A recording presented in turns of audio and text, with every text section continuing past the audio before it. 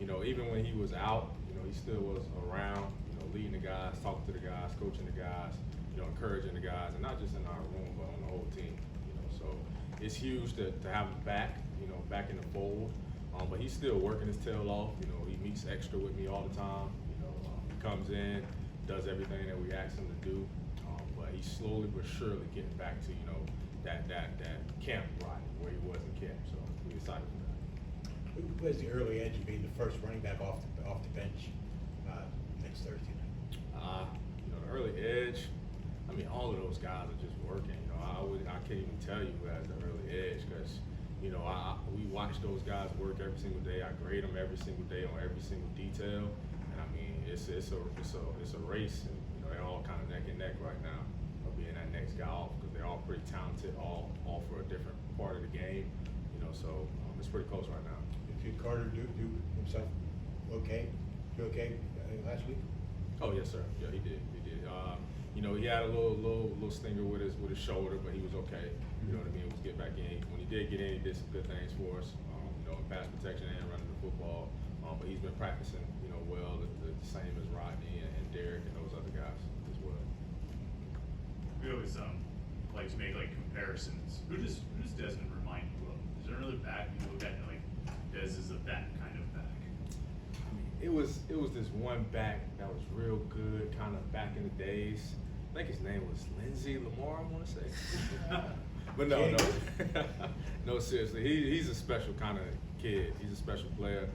If I had to give you somebody, it'd probably be Darren Sproles. It's a perfect, example.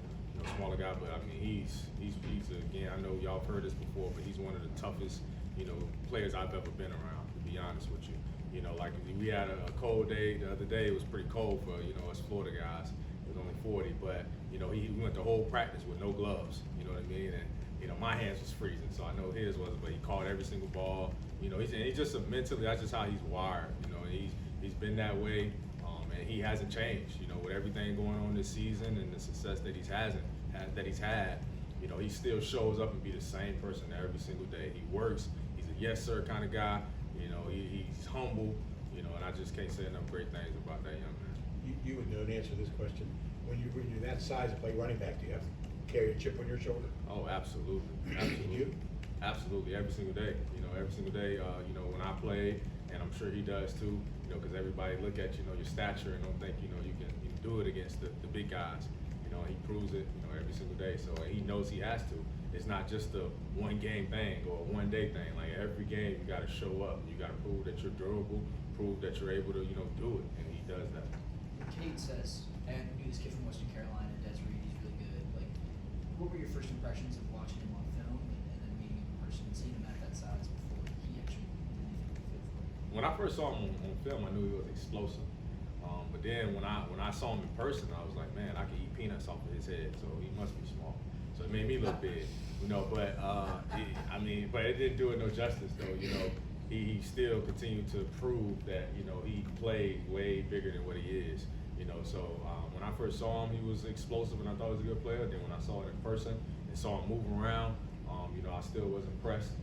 But to still see him continue to progress and move forward and develop in his game, from a passing standpoint and route standpoint, it's just been great. I think it's one thing to be really fast and have that speed, but it seems like his vision is pretty much unmatched by most running backs. What would you say about how he sees the field and whenever he's making moves, regardless if it's a pass game or if he's just taking a handoff? I think that goes with him, his work ethic in the classroom.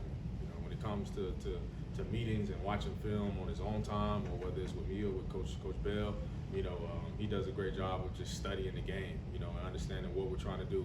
Not only just knowing, and playing off instincts, but not only knowing what his job is, but what the O-line job is, what the quarterback's read is, who they're blocking the whole 9 yards. So he does a great job with that, so that helps his vision. And other than that, he's just naturally gifted and has instincts.